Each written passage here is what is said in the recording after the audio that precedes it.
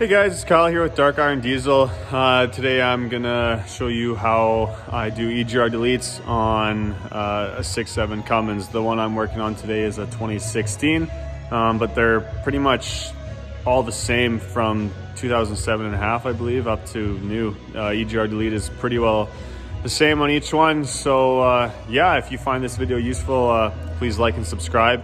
And if you don't, then comment and let me know what you wanted to see that you didn't find out from the video, or look me up on Instagram at Dark Iron Diesel and shoot me a message there if you guys got any questions that I failed to answer in this video. Thanks. So this is the truck I'm going to show you the EGR delete on. I just put some delete pipes on, so there's the exhaust. But yeah, now time for the EGR delete. Well, looks like we got to let the boy out. That's his sign for, Dad, I need to go outside. Bronx, you gotta go outside. Here you go. It's minus 30, so be quick. All right, back to the job at hand. So I don't really follow the instructions. I do it a little bit differently. But anyways, we're gonna go ahead and remove this. It's 4 8mm bolts. You're gonna have to pull the dipstick off, or dipstick out first, and then this cover will come off. So I'm just gonna do that quick. All right, now we're gonna take this tube off. It's 2 of these V-band clamps. They're a 11mm nut on them. And then there's also an 8mm nut that's in there. It's hard to see. I'll try to show you how I get that one out. It's kind of a pain. And sometimes I take these 2 10mm nuts off and slide this heat shield off, and then you can get at this, because you can't see it right there, but this is actually touching there, so it's hard to get a socket on there. The man is back.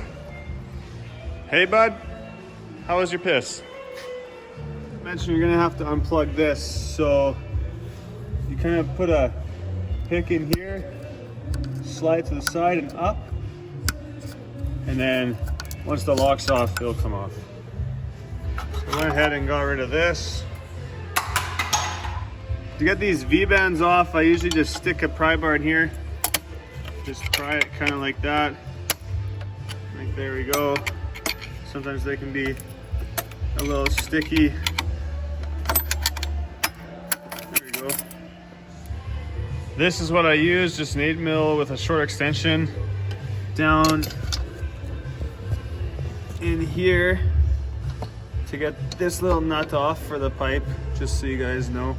Okay, now we're gonna go after the EGR valve here. Just make sure you unplug it first. And then there's just 4 10mm bolts. Okay, I got the bolts out, so just give it a little whack. She pops off. Next, we're going to get a razor blade and we're gonna clean up these gaskets, because when you pull them off, they leave a little bit of residue there. Okay, I got the gaskets are off here, and I cleaned them up all nice and smooth. And so now I'm gonna get the cover for it. So this is the kit that I'm going to be installing. It's a Flo-Pro kit. I love Flo-Pro's products, so I keep using them. 213000 is the part number, and it's a generic kit for all the EGR systems on a 6.7 Cummins. So it works from 2007 and a half up to 2018. So I'm going to grab this plate, and then there's a couple new bolts for it, and we're going to go throw it on there. Make sure these O-rings are in their proper place before you put it on. And yeah, I'm just gonna put the bolts in. Okay, now we're gonna take this air intake elbow off here, the one that goes from the filter to the turbo. So there's 2 clamps, one here and one at the turbo, 8mm. The other one is way down there if you can see it. And then you're also gonna have to take off this hose here. There's a hose clamp right there, because this is attached to the tube. And then there's also a 10mm, you see that here? A 10mm holding this pipe on. So you're gonna take that off, undo the hose clamp, then undo these 2 clamps. Other one's down there somewhere. And you're gonna pull this up, and you kind of gotta wiggle it out of there. It's kind of weird, but you'll get it. Okay, I got it off. It's kind of a struggle to get this all looped around. You can also take this clamp off, and then, you know, this would come out a little bit easier, but it's just another option.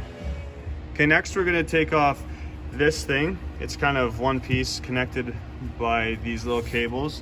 There's a little heat shield down here. Take a 10 mil nut off.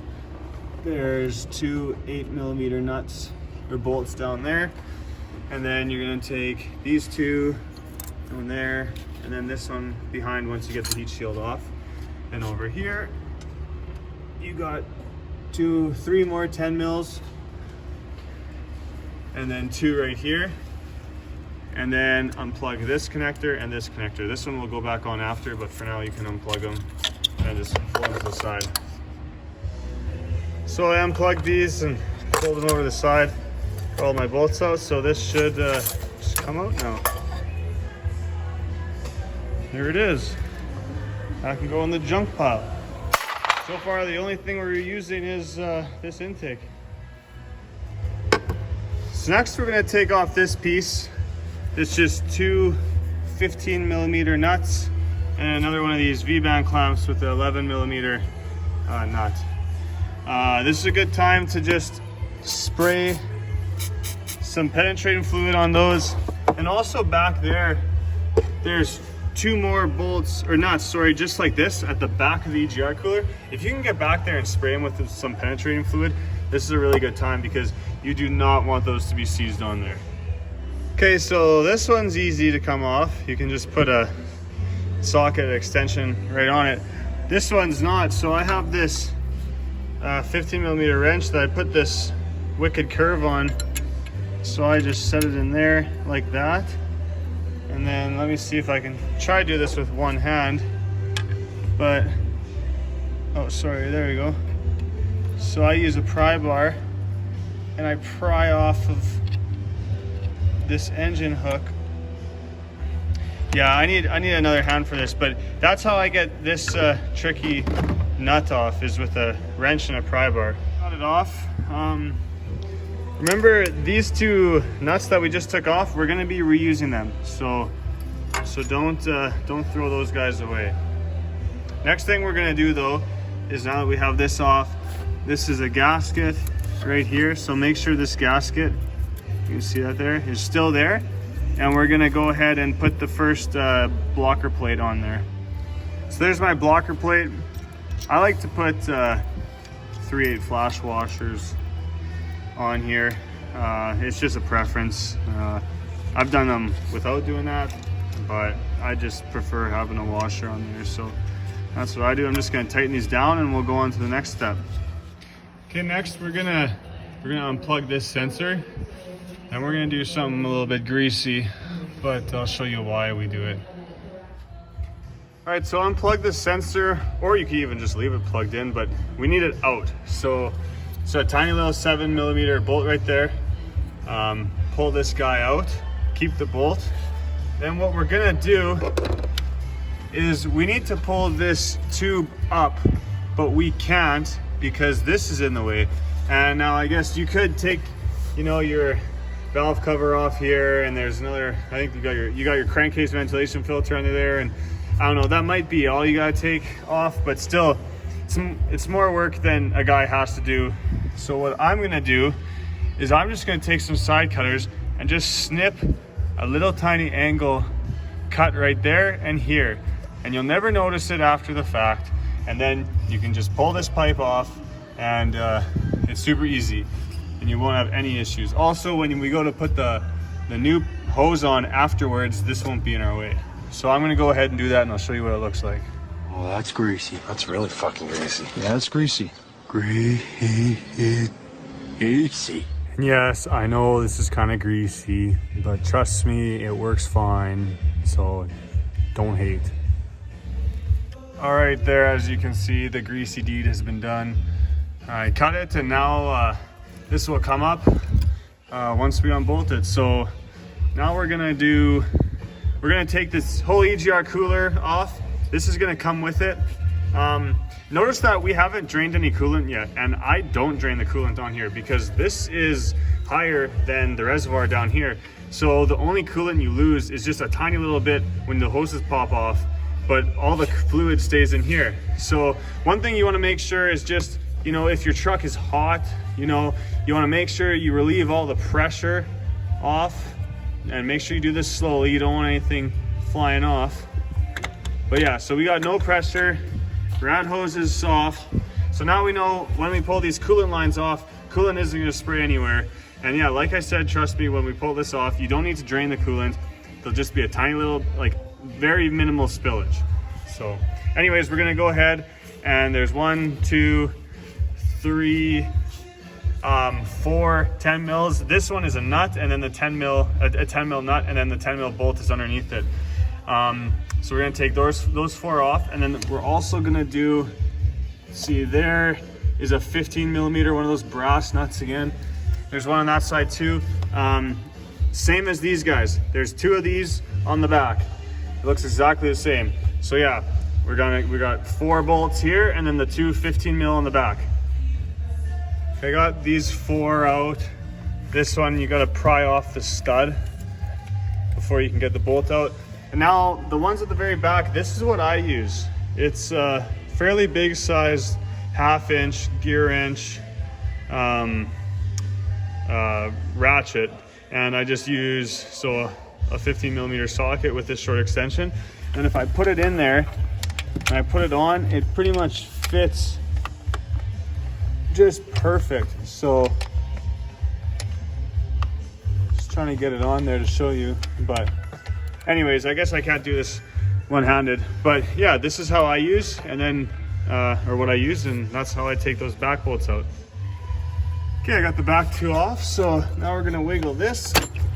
See, a little bit of coolant, that's it. That is all the coolant that drains. And then what we're gonna want to do now is we're gonna try to lift up the cooler, and because it's on these studs right at the back, so we want to lift it off the studs and push it back enough so that we can pull this back here so that it can pop off. So I'm just gonna go ahead and do that, and then I'll show you after. All right, then here's the EGR cooler. Just try to, when you pull it out, keep it kind of at an angle like this, because if you push it forward, that's when coolant's going to leak out of it. So just kind of keep the back down and the front up, and you shouldn't leak any coolant. We're going to put this back blocker plate in now. It's got this nice plug here for if you want to do an EGT pyro, so you don't have to drill and tap a new hole. One thing I do notice though, these are not always tight, so make sure you check this, make sure it's tight, and then yeah, then we're going to throw this at the cover that hole we just took the cooler off of. Okay, so this is on. We made sure that this pyro bung was tight, and make sure you're reusing the factory gasket here. Next, we're going to take this EGR cooler bracket out. It's got, you can kind of see them in here, 1, 2. You get them from the outside though. They're 2 bolts, they're 13 millimeters. All right, so we got that bracket out. Next, we're going to put a new bracket here to hold this transmission dipstick up.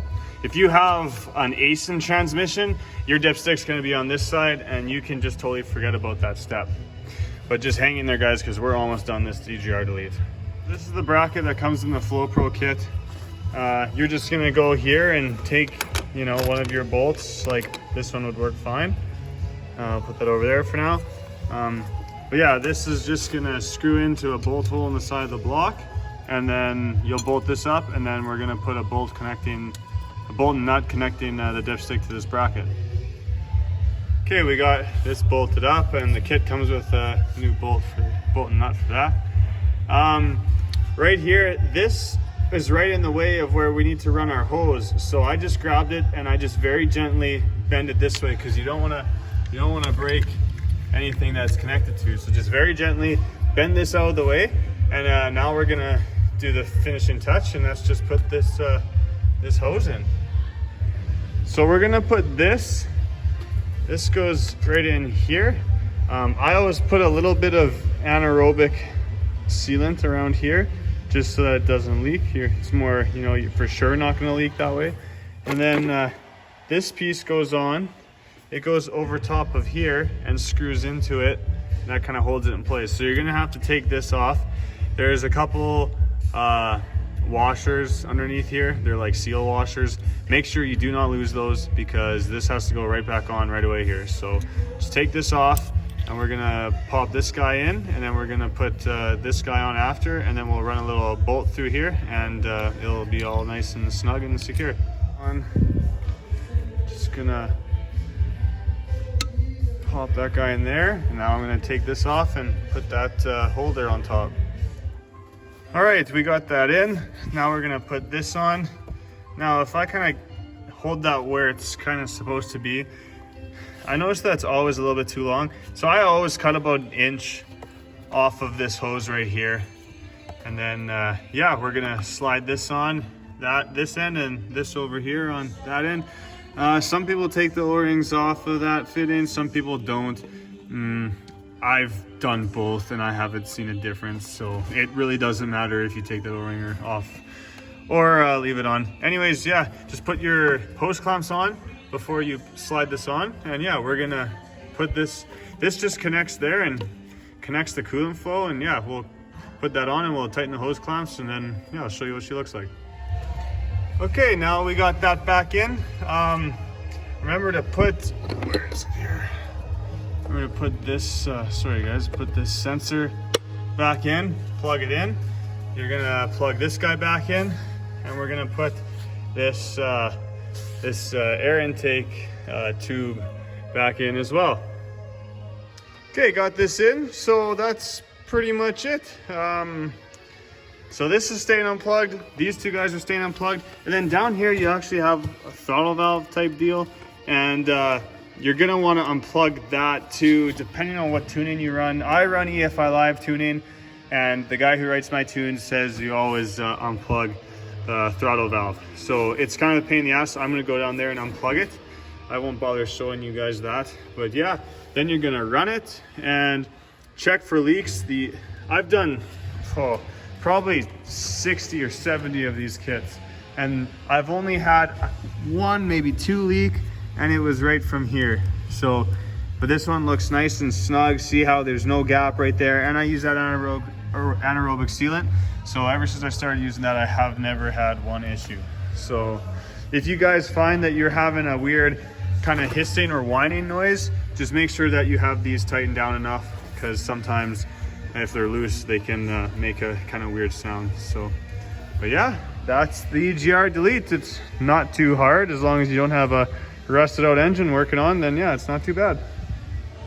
Okay guys, that's it for my video on doing an EGR delete on a 6.7 Cummins. Yeah, if this was useful to you, you enjoyed the video, please like and subscribe. It really, you know, gives me a reason to actually make these videos. And yeah, if you didn't like the video, then I'm sorry. Comment or shoot me a message on Instagram at Dark Iron Diesel, and tell me what you wanted to see, and maybe I can help you out. So anyways, thanks guys for watching, and hope you enjoyed.